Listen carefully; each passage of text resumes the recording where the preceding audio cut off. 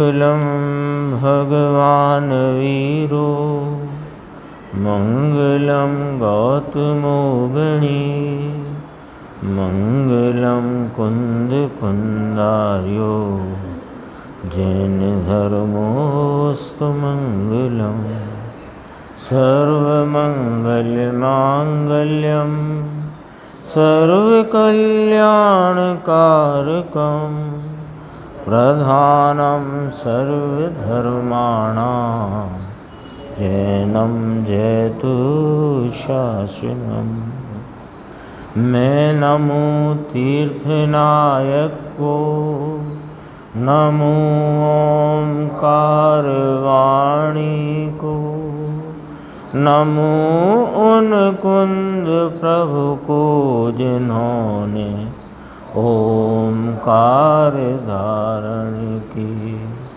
अहो उपकार जिनवर का कुंद का दिव्य वाणी का जिन कुंद ध्वनि दाता उन कहान स्वामी का।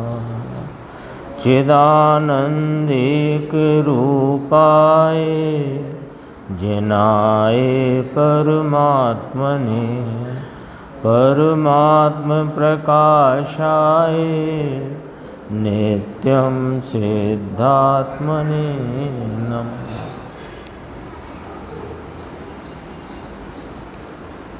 योगेंद्र देवकृत यह जो परमात्म प्रकाश नाम का ग्रंथ है, इसकी आज 38 नंबर की गाथा और उस पर अपन ने गुरुदेव श्री का व्याख्यान प्रवचन सुना। ये जो ग्रंथ में अभी जो अधिकार चल रहा है, बल्कि ये भी कह सकते हैं कि प्रारंभ से ही इसमें परमात्मा का क्या स्वरूप है, वह परमात्मा कहाँ है और ऐसे परमात्म तत्व की महिमा पूर्वक जो वीतरागी परिणति में ही उपादेय होता है, इस बात की चर्चा निरंतर गाथाओं के इस क्रम में, ये बढ़ती हुई और चढ़ती हुई गाथाओं में ये चर्चा निरंतर आ रही है कि परमात्मा का स्वरूप क्या है। पूछा था प्रभाकर भट्ट के मुख से प्रश्न रखा कि वह आत्मा कौन है जिसका स्वरूप जानना चाहिए, तो वह परमात्मा कौन है उसका स्वरूप कहते हैं। और वह कहाँ है, बार बार कहते हैं ना कि ये देह में रहा होने पर भी जो देह रूप नहीं हुआ, जो सदैव एक रूप अपने चैतन्य स्वभाव बने रहा, वही परमात्मा है ना। तम एव परमात्मानम मन्यस्व, यह बात बार बार इनकी योगेंद्र देव की इस ग्रंथ की गाथाओं में आती है। तो आज 38वीं गाथा चली, उसका अपन पाठ करते हैं। गयणी अनंति व एक ओढ़ू जे हौ भुवन विहाय मोक हम जसु पए बिंबयहु सो परम पुअणाय। नभ में एक ओढ़ू जो केवली के ज्ञान में है सर्व जग बिंबित वही परमात्मा ना आदि है, यानी अनादि है। ये कहा यहाँ कहा देखो उत्थानिका में, आगे अनंत आकाश में एक नक्षत्र की भांति, जैसे अनंत आकाश है उसमें एक नक्षत्र जो है कितना सा, तो अनंत आकाश में एक नक्षत्र की तरह जिसके केवल ज्ञान में तीनों लोक भासते हैं। तीनों लोक में लोक अलोक दोनों लेना।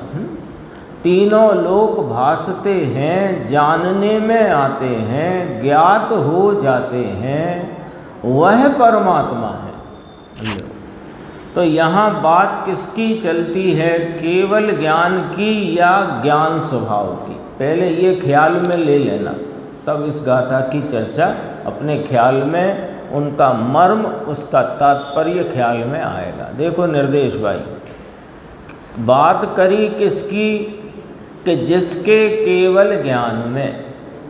तो किसकी बात चल रही है, भाषा में ही निकलेगा, जिसके, जिसके उसकी बात है, केवल ज्ञान की बात नहीं है। जिसके केवल ज्ञान में तीनों लोक लोक अलोक ज्ञात हो जाते हैं, जिसके ज्ञान में ज्ञात हो जाते हैं, वह परमात्मा है। केवल ज्ञान की बात नहीं, केवल ज्ञान की पर्याय ऊपर से, चूंकि पर्याय व्यक्त होती है ना, तो पर्याय ऊपर से ज्ञान स्वभाव की सामर्थ्य का बोध कराया है। और जो ज्ञान स्वभाव स्वरूप अनंत गुणों का धनी वह परमात्मा है, इस बात को बताया है। आया ख्याल में बात, क्या कहना चाहते हैं? देखो अभी तो गाथा आएगी। जैसे अनंत आकाश में एक नक्षत्र, उसी तरह तीन लोक नाम लोक अलोक जिसके केवल ज्ञान में प्रतिबिंबित हुए, जिसके केवल ज्ञान में, एक दृष्टांत। दूसरा, प्रतिबिंबित हुए दर्पण में मुख की तरह भासित होते हैं। यानी क्या कहना है, ये दो दृष्टांतों से क्या कहना है? एक तो उस ज्ञान स्वभाव की सामर्थ्य इतनी कि जिसकी एक समय की केवल ज्ञान की पर्याय में सारा लोकालोक एक नक्षत्र मात्र जितना समझना,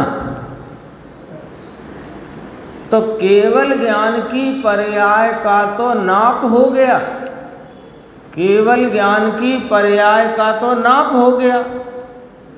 कैसा नाप हो गया कि लोकालोक को जो युगपद प्रत्यक्ष एक समय की ज्ञान अवस्था में जाने, वह केवल ज्ञान। लेकिन यह ज्ञान स्वभाव अमाप है, बेहद है, अपरिमित है, उसका कोई नाप नहीं है। एक तो ये बात हो गई। दूसरी बात कही कि प्रतिबिंबित हुए दर्पण ने मुख की तरह भासता है। तो दर्पण मुख की को जानने के लिए नहीं कहीं जाता।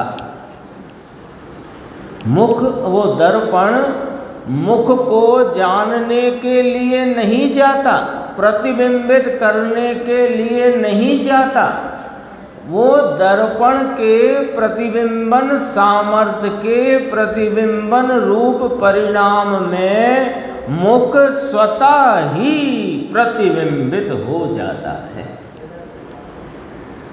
ऐसे ही इस ज्ञान स्वभावी परमात्मा के ज्ञान स्वभाव के एक समय के परिणमन में समस्त लोकालोक मानो कि नक्षत्र हो ऐसे ज्ञात हो जाता है। और ये ज्ञान स्वभाव उसको जानने के लिए जाता नहीं, वह स्वतः अपनी ज्ञान स्वभाव की सामर्थ्य में जानने में आ जाता है, अर्थात प्रतिबिंबित हो जाता है दर्पण में मुख की भांति। आचार्य भगवान कितने संक्षिप्त शब्दों में इस भगवान आत्मा परमात्म तत्व की महिमा का गुणगान, उसका गीत गाते हैं। दरअसल हमारा तो एक ही उद्देश्य होना चाहिए कि इस परमात्मा का क्या स्वरूप है वह जानकर उसकी महिमा में ही रहना चाहिए। उसकी महिमा में रहने से ही उसकी रुचि के प्रवर्तन में वीर के उस प्रकार की स्फुरना में, क्योंकि वीर रुचि का अनुसरण करता है, वह उपयोग स्वतः पलटकर इस वीतरागी परमात्मा को उपादेय कर लेता है। तो क्या करना, कल बहुत चर्चा आती है, रोज आती है, सुनने से कुछ ना होगा, और सुनने में जो संतुष्ट हैं उनका तो पार आना मुश्किल है। अरे यह परमात्म तत्व की चर्चा आचार्य भगवंतों, मुनि भगवंतों, ज्ञानी धर्मात्माओं के मुख से ये चर्चा के लिए नहीं आई है। यह चर्चा तो वास्तव में मैं परमात्म तत्व हूँ ऐसा विचार में लेकर, उसका स्वरूप जानकर और उसकी तरफ लक्ष्य पूर्वक उसका आस्वादन, उसकी महिमा पूर्वक करना चाहिए। ये वाली बात है। देखो भावार्थ अभी अन्वयार्थ पढ़ लिया ना अपन ने। हाँ, वह परमात्मा अनादि है। देखो, केवल ज्ञान अनादि है क्या भैया? नहीं है ना, केवल ज्ञान सादी है, और ये परमात्मा अनादि है। ये अनादि अनंत ध्रुव तत्व एक रूप सादृश्य अपना विज्ञान घन ज्ञान स्वभावी चैतन्य भगवान यह मैं हूँ, इसकी महिमा में रहना चाहिए। क्योंकि महिमा पूर्वक रुचि के अनुयायी वीर्य, और वीर की स्फुरना में ही तेरा वह अपूर्व कार्य होगा जो अनादि से नहीं हुआ, और अनादि का ये संसार की भटकन का ये सिलसिला यहीं थम जाएगा। भावार्थ बहुत संक्षिप्त है। जिसके केवल ज्ञान में, देखो केवल ज्ञान पर जोर नहीं देना पढ़ने में, जिसके पर जोर देना। जैसे आपसे कहें कि जिसकी संपत्ति 50,000 अरब डॉलर है या जो भी कहें, तो आपको जिसकी कही जा रही है उसको ध्यान में लेना है कि गिनती ध्यान में लेना है? बोलो। ऐसे यहाँ जिसके पर जोर है, जिसके केवल ज्ञान में एक नक्षत्र की तरह समस्त लोक अलोक भासते हैं। ऐसे समझ लो। घर में थोड़ा दूसरा उदाहरण, वो आकाश में नक्षत्र क्या है उसके लिए उदाहरण। मान लो घर में एक 4 फीट बाई 4 फीट का दर्पण है, और उसमें आपके पास एक जो जेब में रखते हैं ना वॉल पेन से एक उसमें निशान बना दिया, तो वो दर्पण में प्रतिबिंबित है कि नहीं? तो वो कैसा है कि आकाश में एक नक्षत्र की भांति। मैं ये थोड़ा अनुमान करना दृष्टांत में क्या कहना चाहते हैं। एक नक्षत्र की तरह समस्त लोक अलोक भासते हैं। वही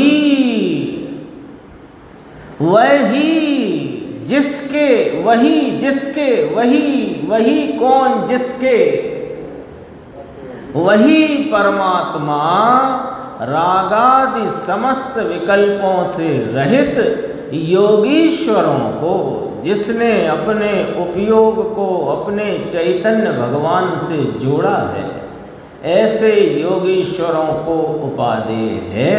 ये इसके भावार्थ में चर्चा आई। गुरुदेव की अपन चर्चा देखते हैं। जहाँ प्रवचन प्रारंभ हुआ उसके बाद एक प्रश्न है एक पंक्ति का, उसके वहाँ के बाद देखना। जिसका ज्ञान स्वभाव, जिसका ज्ञान स्वरूप। अब जरा यहाँ थोड़ा विचार में लो। मेरा ज्ञान स्वभाव, मेरा ज्ञान स्वरूप, मेरी ज्ञान शक्ति, उस अनंत आकाश में एक नक्षत्र, ऐसे लोकालोक मेरे ज्ञान में नक्षत्र की भांति प्रकट हो जाए, ऐसा मेरा ज्ञान है। ये आपने इसमें केवली परमात्मा को ले लेते, चूंकि केवल ज्ञान तो उनके ही प्रकट है ना,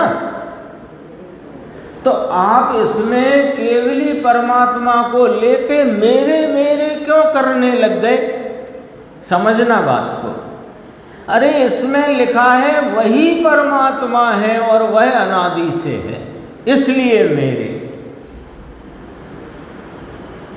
हर चीज का लॉजिक है, ऐसे कोई बात जबरदस्ती न समझना और कोई जबरन समझाए तो मानना मत, जब तक स्वयं उसका अपन न्याय से लॉजिक से बात अपने को वह स्वीकार ना हो तब तक, क्योंकि बिना अपने स्वीकार किए वह अपने ज्ञान में भाषित नहीं हो सकती। देखो मुमुक्षु ने यहाँ पूछ लिया, साहेब ये केवल ज्ञान की एक पर्याय की शक्ति की चर्चा कर रहे हो क्या?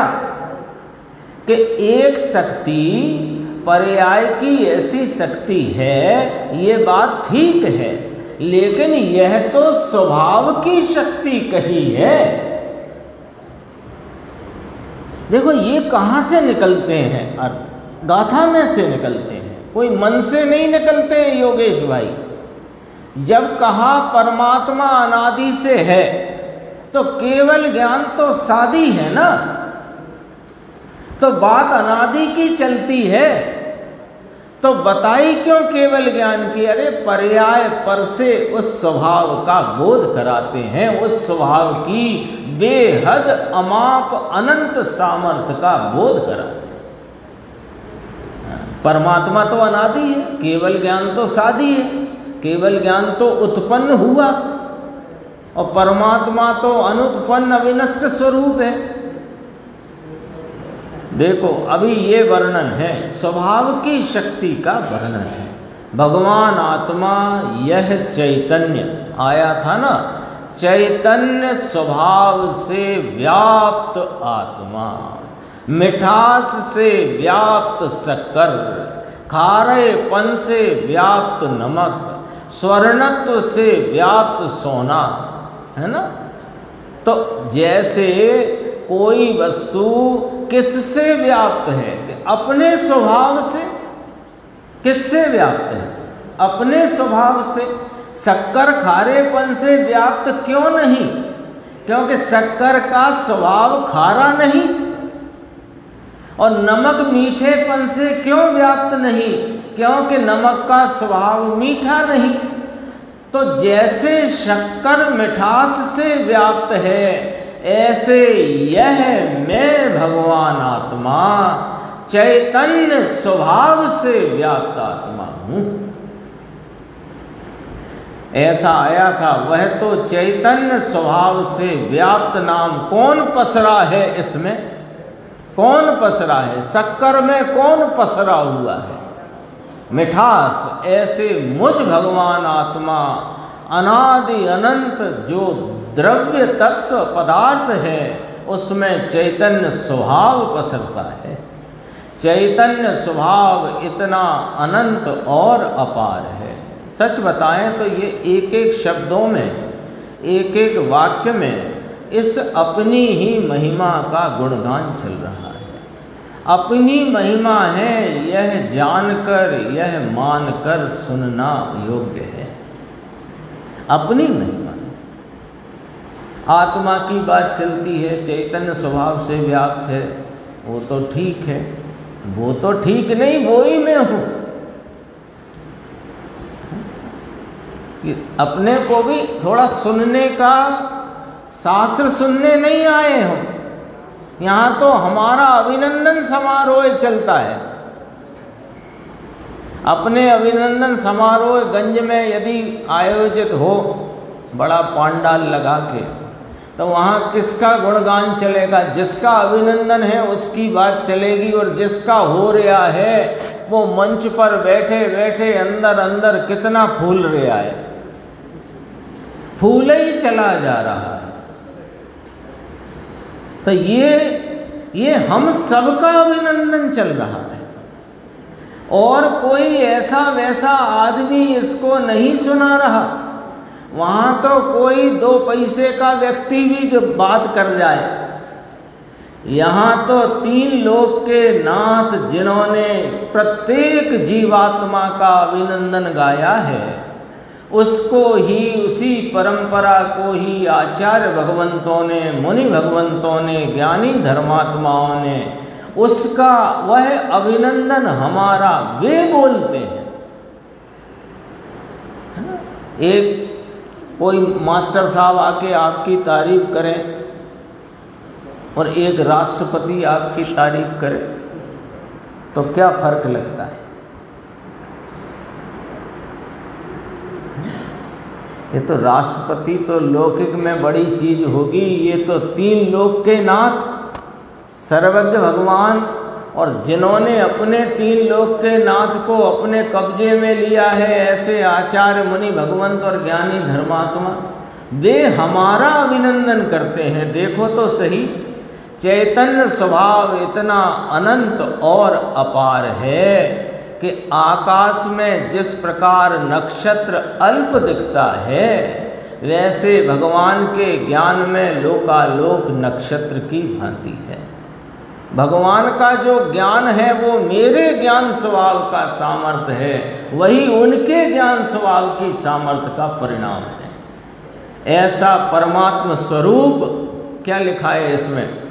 देखो भैया अंकुर, अक्षय भाई, देखो क्या लिखा है, क्या लिखा है? भगवान का है कि अपना है, ये लिखा है, बोलो। ऐसा परमात्म स्वरूप अपना है, वो तो तुम्हें उनकी प्रकट पर्याय पर से बता रहे हैं।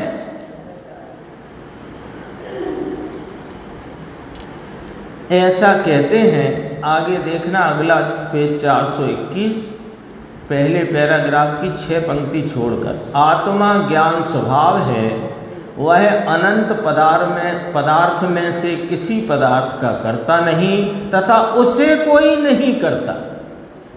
अकार्य कारण स्वरूप, ऐसा जो स्वतः ज्ञान स्वभाव, क्या शब्द डाला है, ऐसा जो स्वतः ज्ञान स्वभाव,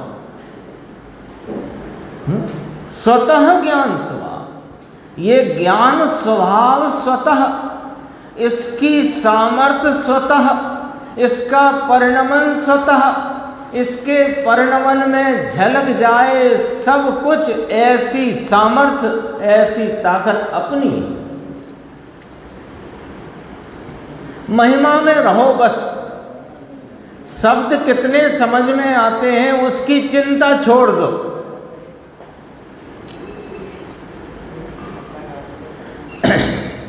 महिमा में रहो।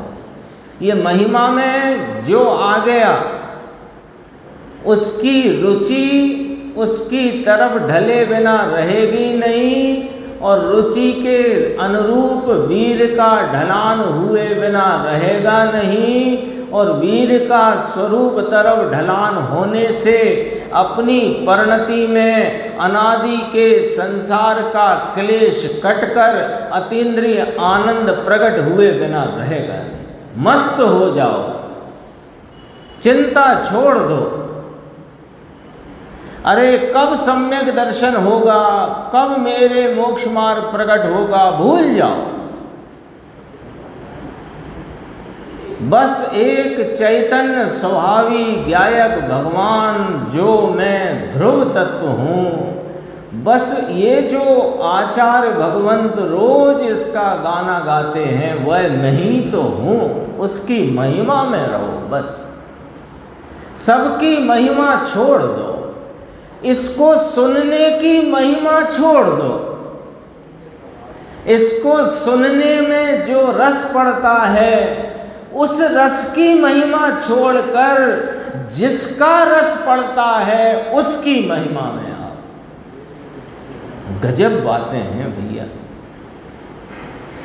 आकाश में जैसे नक्षत्र ज्ञात हो गया था, ये ऐसा जो स्वतः ज्ञान स्वभाव जिसके प्रकाश में दर्पण में जैसे मुख ज्ञात हो, आकाश में जैसे नक्षत्र ज्ञात हो, एक इतना उसी प्रकार भगवान ज्ञान जिसका स्वभाव, जिसका सत्व, जिसकी शक्ति, उसका क्या माप। एक दिन आई थी चर्चा परमात्म प्रकाश में वीर के संदर्भ से। ये जो अनंत वीर प्रकटा है ना, वो कईयों को समझ में नहीं आई। वो समझ में आ जाए तो इस चैतन्य की महिमा में आ जाए। ये जो अनंत वीर प्रकटा है ना भगवान को, केवली परमात्मा को, ये जो अनंत वीर प्रकटा है उसका अनंत गुना सामर्थ्य वो वस्तु में पड़ा हुआ है। आई थी एक दिन चर्चा, ये आज फिर आई चर्चा। ये जो केवल ज्ञान की एक जो प्रकट पूर्ण विकास की अवस्था, पूर्ण विकास की अवस्था है, ये पूर्ण विकास की अवस्था, उस अवस्था में ये लोकालोक तो एक नक्षत्र जैसे पूरे गगन मंडल में एक नक्षत्र है, ऐसे इस ज्ञान में ये लोकालोक ऐसे टुल्लू सा जानने में आ जाता है। इसकी सामर्थ्य का माप नहीं कुछ, अपार बेहद अपरिमित सामर्थ्य। देखो क्या लिखा है, उसका क्या माप, प्रश्नवाचक। समझ में आया? अब फिर पढ़ो भैया। ये ऐसा परमात्मा मैं स्वयं हूं। बात केवल ज्ञान की करते हो और इस अल्प ज्ञान पर बात टिका देते हो। अरे अपने को अल्प देखते हो, इसलिए ही तो दुखी हो। अल्पता पर्याय का भाव है, तेरा स्वभाव नहीं। अल्पता देखना वो पर्याय दृष्टि है। अल्पता देखना वो पर्याय दृष्टि है। कुछ गड़बड़ है वहीं से आज। थोड़ा सा वो पहला वाला जो है ना, उसे थोड़ा बढ़ा दो, फिर भले कम कर, बढ़ा दो अभी तो। हाँ ठीक है। ऐसा परमात्मा स्वयं है, ऐसा कहते हैं।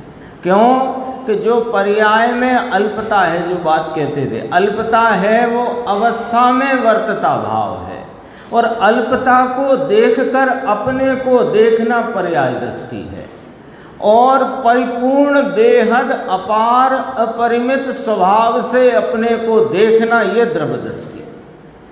आया ख्याल में? अल्पता है पर्याय में, इनकार नहीं है, लेकिन वह अल्पता पर्याय का स्वरूप है, मेरा नहीं। देखो आगे चलते हैं, इसमें एक पंक्ति पढ़ते हुए, भगवान आत्मा ऐसी शक्ति वाला तत्व, उसे सम्यक दर्शन ज्ञान जो राग रहित दृष्टि, राग बिना का ज्ञान, इसी पेज पर नीचे था, राग बिना की स्थिरता, ऐसी निर्विकल्प दशा से उसे ध्यान में लेना योग्य है तो आत्मा, पर वह कैसे उपादेय हो कि राग रहित दृष्टि, राग बिना का ज्ञान, राग बिना की स्थिरता। तीन भाव लिए, श्रद्धा, ज्ञान और चारित्र के, है ना। यद्यपि राग चारित्र का विकारी भाव है, लेकिन जिस परिणति में राग है वहाँ दृष्टि में राग आता है, तो राग को गौण करके वीत राग को दृष्टि में ले तो वो दृष्टि राग रहित है, और जो उस समय संचेतन ज्ञान में अपने अनंत स्वभाव की निर्मलता का है वो राग रहित है, और उस समय जो उपयोग की एकाग्रता का जो चारित्र भाव है वो राग रहित। ऐसे करके तीन की बात करी। थोड़ा सा और विषय है, देखो, चैतन्य के प्रकाश का पूर्ण नूर प्रभु आत्मा है। पूर्ण माने क्या होता है? प्रवाह है, पूर होता है ना, पानी का पूर चलता है, तो प्रवाह है। और नूर माने प्रकाश, तो चैतन्य के नूर का पूर। यह आत्मा कौन है? अनादि अनंत है। अनादि अनंत है तो कहाँ है? कि चैतन्य के नूर के पूर्व में। चैतन्य प्रकाश, जानना देखना, जानना देखना, जानन जानन जानन जानन जानन जानन जानन जानन, एक धारा, जानने स्वरूपता की एक धारा का जो प्रवाह वर्तता है, जानने की एक धारा, जानने के प्रकाश की एक धारा का जो प्रवाह है, वो यह आत्मा है, वह परमात्मा। कोई ज्यादा कठिन नहीं है उसे खोजना और प्राप्त कर लेना। दरअसल क्या है कि हम इधर उधर उलझे हैं। इधर उधर उलझने के कारण वह आत्मा प्रति पर्याय में हाजरा हुजूर होने पर भी वह हमको नज़र में आता नहीं। वही पुराना दृष्टांत है, ख्याल कराते हैं, तिनके की आड़ में पहाड़ ढक जाता है। क्यों? नज़र में तिनका है, तिनके को नज़र से हटाओ, यानी नज़र तिनके पर से हटे तो पहाड़ दिख जाए। जिसमें अनंत पंच परमेष्टि हुए होते हैं और होंगे, किसमें होते हैं?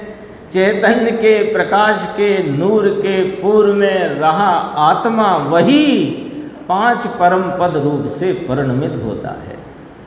वे भी जिसके ज्ञान में जैसे आकाश में नक्षत्र है वैसे ज्ञात हो जाते हैं। अरे लोकालोक ज्ञात होता है तो एक केवली की वर्तती हुई केवल ज्ञान दशा में अनंत केवलियों का केवल ज्ञान ज्ञात होता है, अनंत सिद्धों का केवल ज्ञान ज्ञात होता है, अनंत आचार्यों की शुद्ध उपयोग रूप दशा ज्ञात होती है। क्या बात है। अनंत केवली सिद्ध, जैसे आकाश में नक्षत्रों वैसे अनंत सिद्ध जिसके ज्ञान में ज्ञात हो जाते, ऐसा वह ज्ञान स्वरूप आत्मा, उसे निर्विकल्प दृष्टि ज्ञान और शांति से ध्यान में लेने योग्य है। कहते हैं समझ में आया, ऐसा मार्ग है भाई। देखो टीका में है, टीका का शब्द यहाँ गुरुदेव ने याद किया। देखो, रागादि समस्त विकल्प रहता नाम उपादेयो, सार निकाला है। यहाँ तो कहते हैं कि तू राग वाला नहीं, लो नक्की करो, नक्की करो।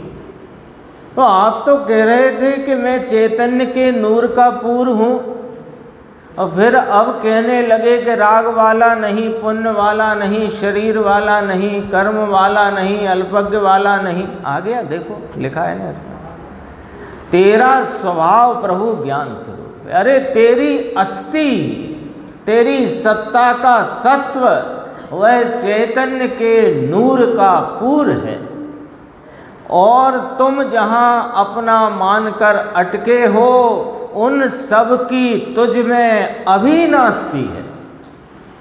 किस किस की?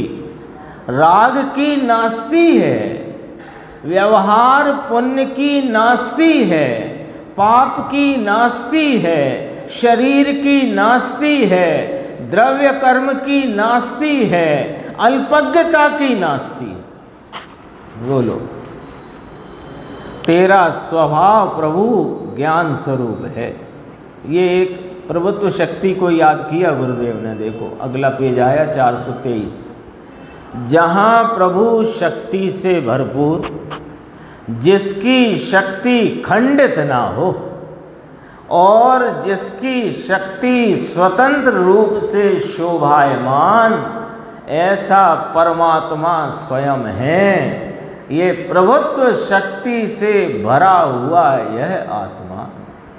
तो यहाँ ज्ञान की शक्ति ली, तो ज्ञान की शक्ति में प्रभुत्व शक्ति का रूप। अब जरा ज्ञान को देखो, ज्ञान की महिमा, ज्ञान की मुख्यता से बात चलती है, तो ज्ञान को प्रभुता से देखो कि जिसकी शक्ति खंडित ना हो, जिसकी शक्ति स्वतंत्र रूप से शोभायमान है। ज्ञान ये ज्ञान स्वभाव, ये ज्ञान शक्ति, ये खंडित नहीं हो और इस ज्ञान शक्ति स्वाधीन पने शोभायमान रहे, ऐसा यह परमात्मा स्वयं है। ये प्रभुत्व शक्ति के कारण, इसलिए ये ज्ञान भी ऐसा ही है प्रभुत्व शक्ति के कारण। प्रभुत्व शक्ति का रूप है कि नहीं ज्ञान में? जिसका ज्ञान स्वभाव, ऐसे तो अनंत गुण हैं, परंतु ये तो एक स्वभाव, ज्ञान स्वभाव की मुख्यता से यहाँ परमात्मा की महिमा कराते हैं। जिसका ये ज्ञान स्वभाव, एक गुण का स्वभाव, जिसे लोकालोक जानने से नक्षत्र की भांति ज्ञात हो, अरे ऐसे तो अनंत गुण अंदर हैं और वे अनंत गुण भी ज्ञान में ज्ञात हो जाते हैं। कहाँ जानने में आते हैं अनंत गुण? इस ज्ञान स्वभाव आत्मा में। इसकी ज्ञान की जो स्वरूप का लक्ष्य करता वर्तमान उपयोग जो इस अपने वस्तु तत्व को विषय करे, उस ज्ञान अवस्था में आत्मा के अनंत गुणों की निर्मल व्यक्तता प्रकट वेदन में आती है और वह ज्ञान में ज्ञात हो जाता है। ये चर्चा अपनी चली, यहाँ तक की बात है। शेष चर्चा जो है आगे थोड़ी सी और ली, फिर 39 नंबर गाथा आएगी। अभी अपन ज्ञान गोष्ठी में कर्ता कर्म का अधिकार यानी कर्ता कर्म से संबंधित प्रश्न उत्तरों का यहाँ अपना स्वाध्याय चर्चा चलती है।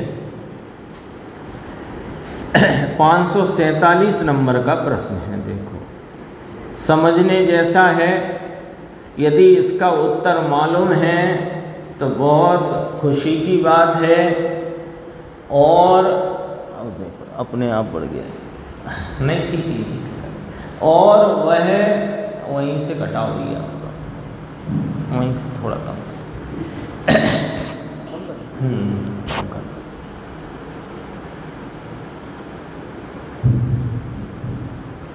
देखो, यदि कर्म आत्मा को विकार नहीं कराता है तो आत्मा में होने वाले विकार का कारण कौन है? वो गलत छपा है ना, ऐसे विकार पढ़ना उसको। यदि कर्म आत्मा को विकार नहीं कराता, पीछे आ चुकी है ना चर्चा कल की, ये ख्याल में है कि नहीं कि भूल गए हैं? जो भूल गए हों तो कह दो, दोबारा पढ़ दें, और याद हो तो आगे बढ़े। सच्चाई से बता दो, उसमें कोई दिक्कत थोड़ी है, पढ़ दें। चलो, निर्देश भाई ने बहुत ईमानदारी दिखाई, हालांकि ऐसी ईमानदारी सब लोग दिखाते तो मुझे पढ़ना ही पड़ता, अब भी पढ़ूंगा। देखो, विकारी अवस्था होती है वह पर्याय की योग्यता के स्वयकाल से होती है, कर्म के उदय के कारण नहीं होती। स्पष्ट हो गया? विकारी अवस्था माने परिणति में होता राग द्वेष का मलिन भाव, वह उस समय की पर्यायगत योग्यता से अपने स्वयकाल में उत्पन्न होता है। वह कर्म के उदय के कारण से वह मलिनता विकारी अवस्था नहीं होती। परंतु अब 3 ग्रंथों का यहाँ हवाला आया था। निमित्त के अधीन होकर विकार होता है, तो निमित्त से पकड़कर अधीन करता है कि ना, ये अपने स्वाधीन स्वभाव को भूलकर स्वयं निमित्त के अधीन होता है, तो इसकी परिणति में राग द्वेष मलिनता विकार की उत्पत्ति होती है। इस कारण गौमठ सारजी में निमित्त का ज्ञान कराने के लिए यह विकार कर्म के उदय से होता है, ऐसा कहा है। एक बात। दूसरी बात, समय सार में भी कहा कि विकार का कर्ता पुद्गल कर्म है, वहाँ दूसरी अपेक्षा है।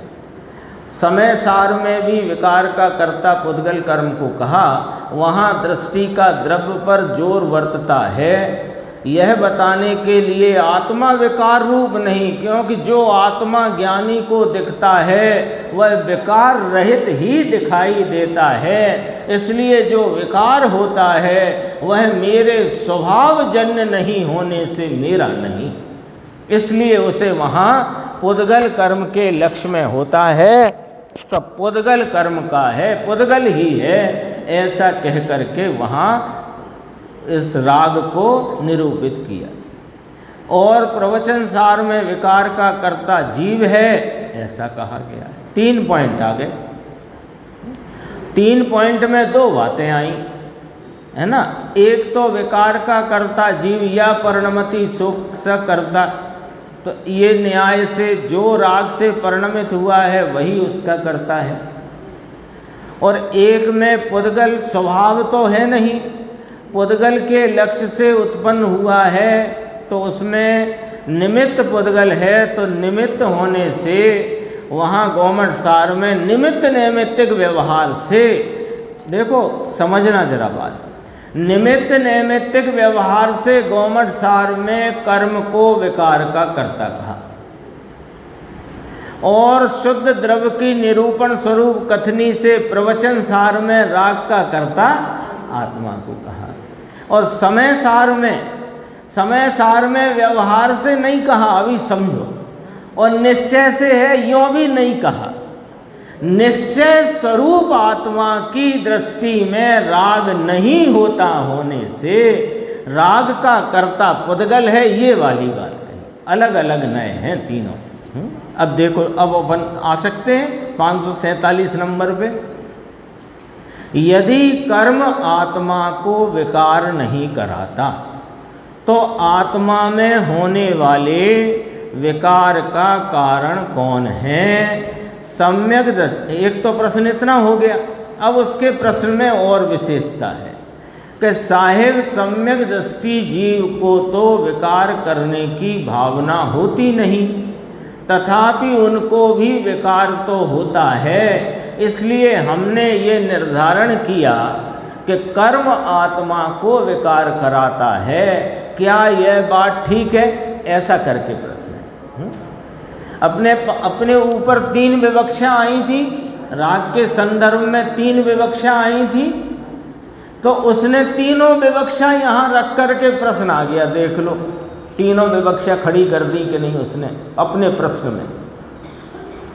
यदि कर्म आत्मा को विकार नहीं कराता, विकार स्वयं अपनी योग्यता से होता है, जैसा आपने प्रवचन सार के आधार से कहा, तो आत्मा में होने वाले विकार का कारण कौन है? क्यों कि आत्मा का स्वभाव विकार करने का है नहीं। ठीक है। फिर उसने कहा कि सम्यक दृष्टि जीव को तो राग आदि से भिन्न अपने चैतन्य स्वभाव का भान दृष्टि प्रतीति हुई है, वह तो राग के स्वामित्व और कर्तृत्व से मुक्त हो गया है, तो उसे विकार करने की भावना तो होती नहीं है। फिर भी उसके विकार तो होता है। विकार है कि नहीं? साधक को विकार है कि नहीं? है ना।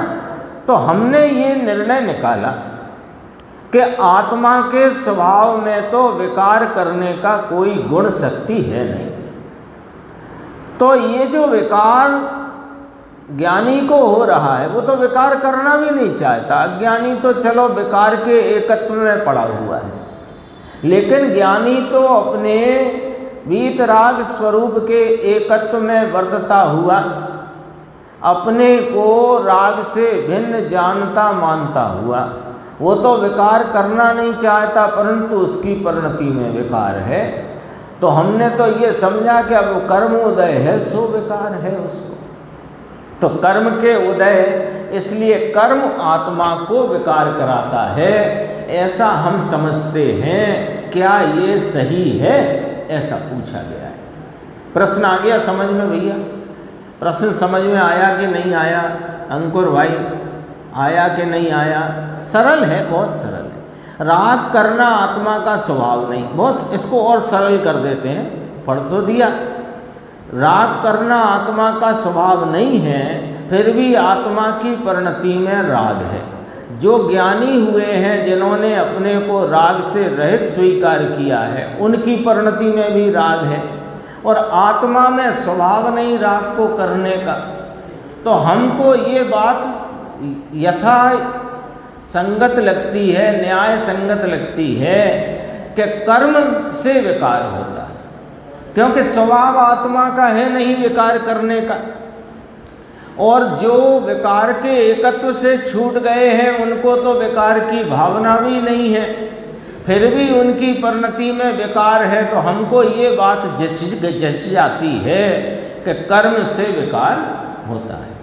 ये प्रश्न है उत्तर। कर्म आत्मा को विकार कराता है, यह बात खोटी है, झूठ है, असत्य है। आत्मा को अपनी पर्याय के दोष से ही विकार होता है। देखना जरा, बराबर पढ़ना। आत्मा को अपनी पर्याय के दोष से, स्वभाव का दोष नहीं, स्वभाव का दोष नहीं, कर्म का दोष नहीं, अपनी पर्याय के दोष से ही विकार होता है। कर्म विकार नहीं कराता, किंतु उस समय पर्याय की वैसी ही योग्यता है, स्वभाव नहीं। स्वभाव तो वीतरागता से भरपूर परिपूर्ण त्रिकाल हाजरा हुजूर प्रति पर्याय पर्याय प्रति पर्याय में एक सरखा सादृश स्वरूप विराजता है। सम्यक दृष्टि को राग द्वेष करने की भावना नहीं है, तथापि राग द्वेष होता है ना। उसका कारण चारित्र गुण की पर्याय की उस समय की वैसी योग्यता है। अच्छे से सुनना और अच्छे से समझना, क्योंकि आगे बात और गंभीर कही जाएगी, इसलिए अच्छे से समझना। क्या क्या बात समझ में आई, जिनके नहीं आई वो भी बताओ कि नहीं आई, तो हम समझा तो पाएंगे नहीं, लेकिन हमें ख्याल में आएगा कि थोड़ी और चर्चा इस पे कर सकते हैं। बस देखो क्या कहते हैं, क्या क्या बात सामने आई कि विकार, कर्म आत्मा को विकार नहीं कराता। विकार जीव की परिणति में उस समय के पर्याय के दोष से होता है, स्वभाव से नहीं। इसमें समाहित है बात, ठीक है। तो कर्म विकार नहीं कराता, तो उस समय पर्याय की वैसी ही योग्यता, इतनी बात हो गई। यानी विकार अपनी पर्याय के दोष से उस समय की योग्यता प्रमाण में वह विकार अपने से, जो कल आ चुकी बात, स्वयं के स्वतंत्र षट कारकों से, पर कारकों से निरपेक्ष स्वतः ही उत्पन्न होता है, ठीक है। अब सम्यक दृष्टि के संदर्भ में बात आई कि सम्यक दृष्टि को राग द्वेष करने की भावना नहीं है, तथापि राग द्वेष होता है। तो उसका कारण कौन? अब इसको जरा समझना है कि राग द्वेष से एकत्व छोड़ दिया है, कर्तव्य तोड़ दिया है, स्वामित्व छोड़ दिया है, कर्तव्यपना भी शेष रहा नहीं है, तो भी उसकी परिणति में राग द्वेष होता है। उसका कारण कौन है ना, जरा ध्यान रखना कि चारित्र गुण की पर्याय की वैसी उस समय में योग्यता है, इसलिए उस योग्यता प्रमाण में वह विकार रागादि मलिन भाव उत्पन्न होता है, कर्म से नहीं और स्वभाव से नहीं, ठीक है। राग देश की भावना नहीं है। अब जरा ध्यान देना, राग देश की भावना नहीं है, यानी राग देश से स्वामित्व, एकत्व, कर्तृत्व और कर्तृत्व को जिसने तोड़ दिया है, ये श्रद्धा गुण की पर्याय है। दृष्टि में से छोड़ा है ना, राग आदि भावों के कर्तृत्व, कर्तव्य, एकत्व और स्वामित्व को दृष्टि में से छोड़ा है, इसलिए यह श्रद्धा गुण की पर्याय है। और राग द्वेष हो रहे हैं परिणति में, ये चारित्र गुण की पर्याय है। ये दो अलग अलग क्यों बताई कि उसने पूछा था कि सम्यक दृष्टि को राग देश की भावना नाम उसने उससे एकत्व तो तोड़ दिया है, फिर भी उसके राग देश होते हैं। तो भैया उसने एकत्व तोड़ा है, ये श्रद्धा गुण का निर्मल भाव है। और अभी चारित्र गुण में वह इतनी मलिनता शेष है, वह शेष मलिनता रूप भाव राग देश का, वो चारित्र गुण की पर्याय, ये स्पष्ट कर दिया। क्योंकि ये जानना बहुत जरूरी है। सम्यक दृष्टि राग को अपना मानता नहीं, शरीर को अपना मानता नहीं, और सुबह से शरीर की सेवा में लगा है और वैसे राग में बरत रहा है। वो चारित्र गुण का विकारी परिणाम है। और जो शरीर से एकत्व और राग से एकत्व तोड़ा है, वो श्रद्धा गुण का परिणाम। और उस समय में अपने को परिपूर्ण ज्ञान स्वरूप संचेतता हुआ और वर्तते हुए रागादि भाव को जानता वेदता हुआ, वो ज्ञान का परिणाम। यहाँ तो सब साफ साफ निकल के आता है। गुरुदेव से पूछा जाए और जवाब में कहीं कसर रह जाए, ऐसा होता नहीं। देखो अब बात और जरा गंभीर है। पुरुषार्थ की कमजोरी से राग द्वेष होता है, ऐसा कहना वह भी निमित्त का कथन है। समझ में आई बात? राग देश ज्ञानी को, जिसकी श्रद्धा में रागादि से भिन्न एक अपना चैतन्य स्वरूप ही आप रूप प्रतीति में आया है, उसको अभी वर्तमान में रागादि भाव परिणमित हो रहे हैं, वे चारित्र गुण की पर्याय हैं। इतनी आ गई बात। तो ये जो राग देश हो रहे हैं, तो सामान्यपने यह कथन किया जाता है कि कर्म के उदय से नहीं, कर्म से नहीं, दरअसल ये तो ज्ञानी के, साधक के पुरुषार्थ की निर्बलता, कमजोरी से यह रागादि भाव हो रहे हैं। अरे भैया, उसे पुरुषार्थ की हीनता से राग देश की उत्पत्ति कहना, ये भी निमित्त का कथन है। अब निमित्त कैसे, वो समझो। ऐसे ही नहीं कि कह दिया, निमित्त कैसे। देखो, पुरुषार्थ की तीव्रता और पुरुषार्थ की हीनता वीर्य गुण का कार्य है, और राग देश की उत्पत्ति चारित्र गुण का कार्य है।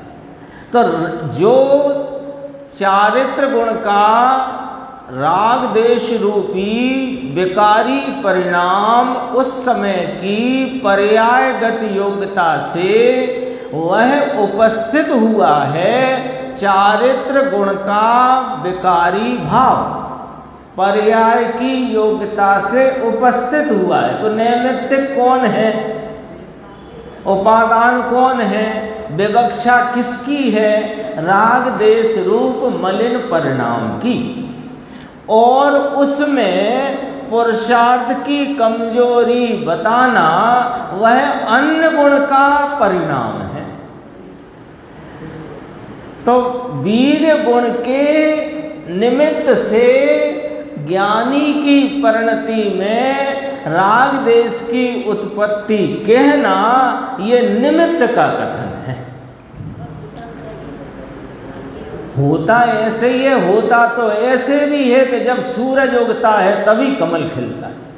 होता तो ऐसे भी है। निमित्त को देखकर नैमित्तिक की पर्याय की उत्पत्ति मानना मिथ्यात्व है। और निमित्त की उपस्थिति से नैमित्त की पर्याय जान लेना, ये अलग बात है। बात आई ख्याल में?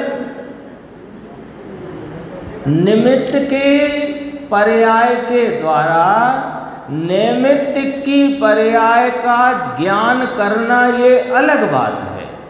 और निमित्त की पर्याय से नैमित्त की पर्याय की उत्पत्ति मानना, ये मिथ्यात्व भाव है।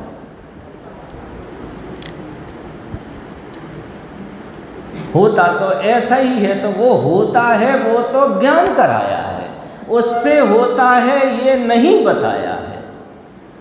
तो पुरुषार्थ की कमजोरी से राग की उत्पत्ति नहीं है, समझो।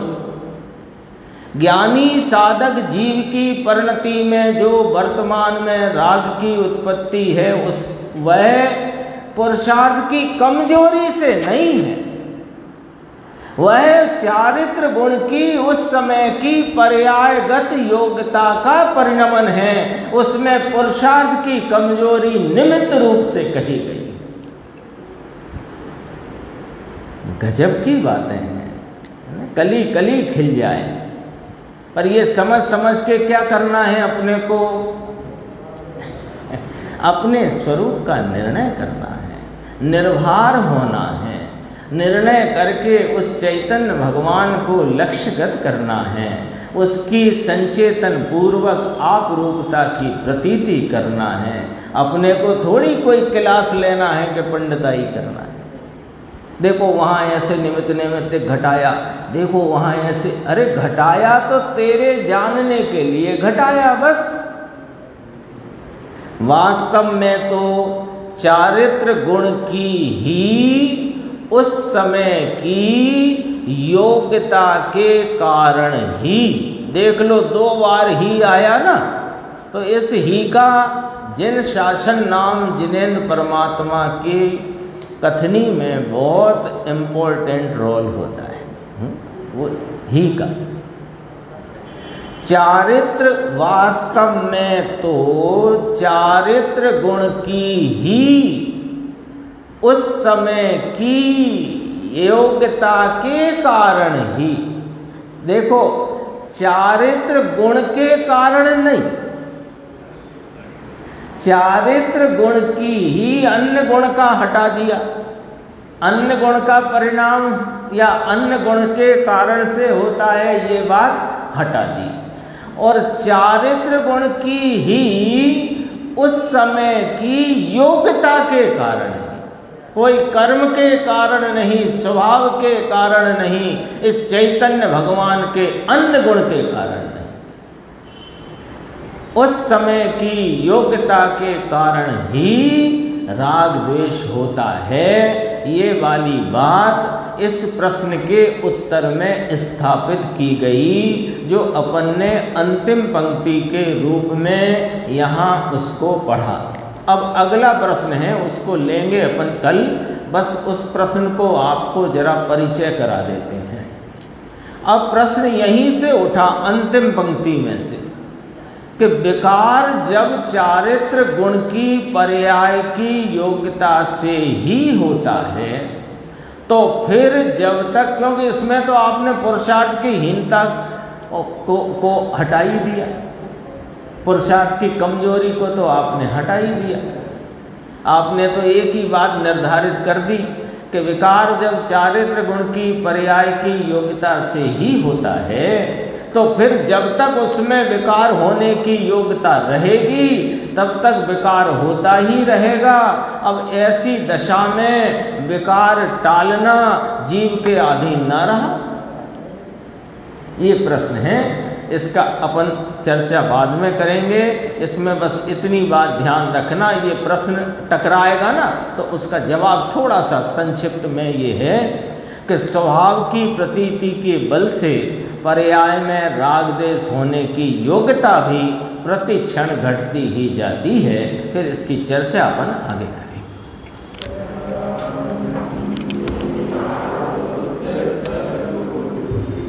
और